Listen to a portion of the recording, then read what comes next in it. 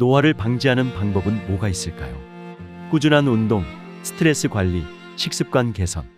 모두가 다들 알고 있죠. 하지만 이런 방법 외에도 일상생활에서 노화를 늦추는 방법이 있습니다. 바로 자식으로부터 일찍 독립하는 것입니다. 노화는 신체적인 노화와 심리적인 노화가 있습니다. 그리고 신체적인 노화를 가속화시키는 것은 심리적인 노화가 아닐까 하는 생각이 듭니다. 건강하시던 부모님이 요양병원에 들어간 순간 급격히 상태가 악화되는 사례를 많이 접할 수 있습니다. 보통 요양병원에 들어가는 사례는 혼자 힘으로는 일상생활을 지내기가 어려울 때 가는 경우가 많습니다. 그렇기 때문에 부모님 스스로도 자신의 상태를 호전시켜서 퇴원하겠다는 마음보다는 요양병원에 들어갔으니 이제 여기서 죽겠구나 하는 마음으로 체념하게 되어 더 이상 스스로의 힘으로 삶을 이끌어 나가려는 의지가 사라지기 때문입니다. 병원에서 주는 밥 먹고 재우는 시간에 자고 대소변도 스스로 가리다가도 기저귀 생활이 시작되면 요양보호사가 다 해주고 다시 갓난아기로 돌아가는 셈입니다. 그렇기에 몸도 마음도 더 이상 성인의 역할을 할 수가 없죠. 이처럼 노화를 늦춘다는 것은 주체적으로 본인의 삶을 사는 정신과 나의 정신을 뒷받침할 수 있는 체력이 함께 조화를 이루어야 가능한 것입니다. 또 다른 예시를 들면 일찍 남편을 잃고 외동 아들을 키우다가 이제 아들을 독립시키고 혼자 지내는 여성이 있었습니다. 이 여성은 남편과 일찍 사별하게 되면서 혼자서 아이를 양육하고 본인의 삶을 꾸려나가는 것에 일찍 익숙해진 케이스입니다. 따라서 노후를 보내게 될 때도 딱히 자식이나 누군가에게 기대하는 마음 없이 본인 스스로 삶의 의미를 찾고 혼자서도 이것저것 하면서 삶을 보내는 방식으로 잘 살아갑니다. 따라서 나이가 들어도 주눅들지 않고 모르는 것은 물어보고 배우며 스스로의 힘으로 삶을 살아갔습니다. 반면 남편은 정년 퇴직까지 건강히 일을 하고 아들, 딸, 자식들도 하나씩 다 키워놓은 여성이 있습니다.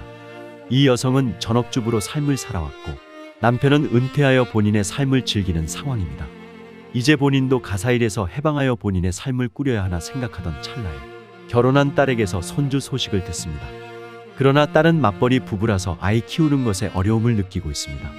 이 여성은 딸이 고생하는 것도 안쓰럽고 남의 손에 손주를 맡길 바에는 본인이 고생하고 말지 싶어서 손주까지 도맡아 키우게 됩니다. 이 여성의 삶의 의미는 자식과 남편을 케어하는 것이었고 이제는 손주를 키우는 것입니다. 하지만 몸도 예전 같지 않고 요즘 육아 방식은 또 옛날과 달라서 딸과 이것저것 트러블이 많습니다. 그러나 손주를 보고 집안일을 하는 게 아니면 딱히 할 일이 없기 때문에 최선을 다합니다. 본인의 삶을 즐기고 싶어도 해본 적이 없으니 그런 시도가 낯설고 어렵습니다. 이 두 사람의 큰 차이점은 무엇으로 보이시나요? 삶을 주체적으로 사느냐, 아니냐입니다. 일찍 남편을 잃은 여성은 반강제적으로 독립적으로 살았어야만 했습니다. 남편과 서로 의지하면서 아이를 키울 수 있는 환경이 아니었기 때문입니다. 일도 하고 육아도 하고 자식 독립시킬 준비도 하고 노후도 준비하고 악착같이 살지 않으면 해내기 힘들기 때문에 삶에 대한 노련함이 남달랐을 것입니다. 그렇기에 자식도 일찍 독립시킬 수 있었고 누군가에게 기대는 마음 없이 혼자 본인의 삶을 주체적으로 건설했을 것입니다. 전업주부의 삶을 살다가 손주를 키우게 된 여성도 훌륭하게 삶을 이끌어왔습니다. 그러나 이 여성은 전업주부 은퇴 후에도 여전히 본인의 삶보다는 엄마로서 가족 구성원으로서의 삶에 더 큰 책임감을 느끼고 있습니다. 노후에 손주를 봐주면서 본인의 삶을 잘 즐기지 못하는 황혼육아 사례는 참 많습니다. 손주를 키우면서 느끼는 즐거움도 정말 행복하지만 문제는 육아 자체가 굉장히 난이도가 높은 노동이라는 것입니다. 본인의 시간을 즐기면서 스스로에게 투자해야 할 시간에 어쩔 수 없이 가족을 위해 본인의 노동력을 할애하는 것이 멀리 보면 마이너스일 가능성이 높습니다. 주체적인 삶을 산다는 것은 내가 나의 삶을 스스로 건설하고 스스로 나라는 존재를 가치 있게 만들어 나가는 것입니다. 내가 먹을 것, 입을 것을 준비하고 머무르는 곳을 관리하고 하루하루를 어떤 활동을 하며 보낼지 결정하고 어떤 생각과 어떤 가치관을 가지며 살아갈지 고민하는 것. 이런 시간들이 노후에는 꼭 필요합니다. 왜냐하면 은퇴 후의 삶은 경제적으로도 신체적 건강 측면으로도 고려해야 할 점이 정말 많기 때문입니다. 마냥 이전 생활 패턴처럼 살게 되면 훗날 노후 대비가 정말 하나도 되지 않은 상태가 될 수 있습니다.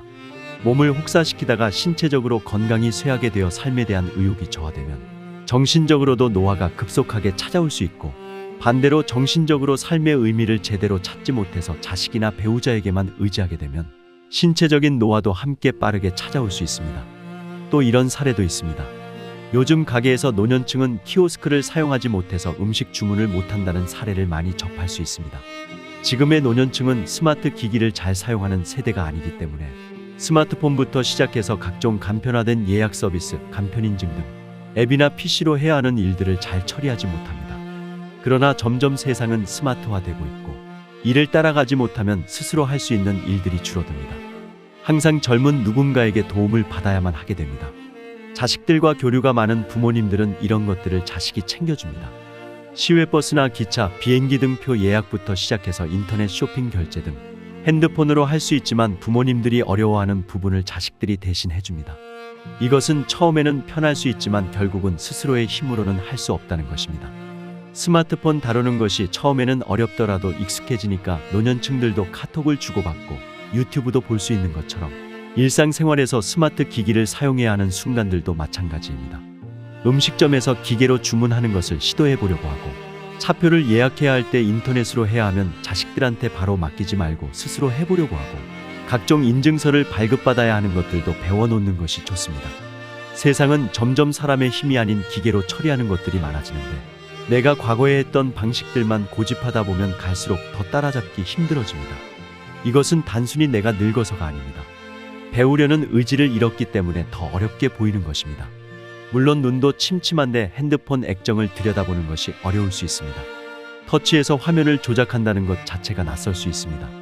제가 말하고자 하는 것은 능숙하게 해야 한다는 것이 아닌 시도를 한다는 점입니다. 이런 태도는 삶의 모든 순간에 있어서 필요합니다. 나이가 들수록 모르는 것이 늘어나고 자신감이 떨어질 수 있습니다. 늘 하던 것들이 편해지고 새로운 시도는 하지 않게 됩니다. 그러나 은퇴 후 그리고 노년에는 내가 스스로 내 삶을 살아가야만 합니다.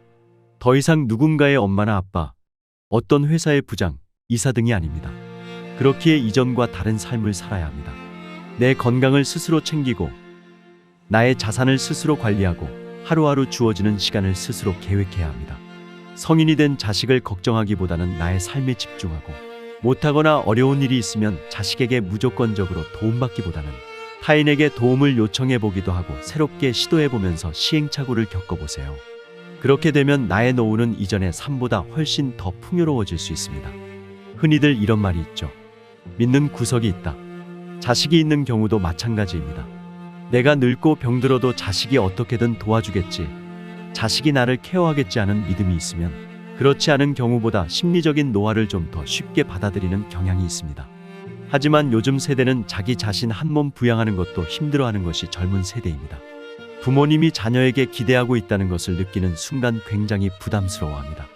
부모 스스로도 본인의 삶을 주체적으로 살고 있을 때 자녀와의 관계가 더 돈독해질 수 있고 스스로의 삶에 대한 만족감도 높아질 것입니다.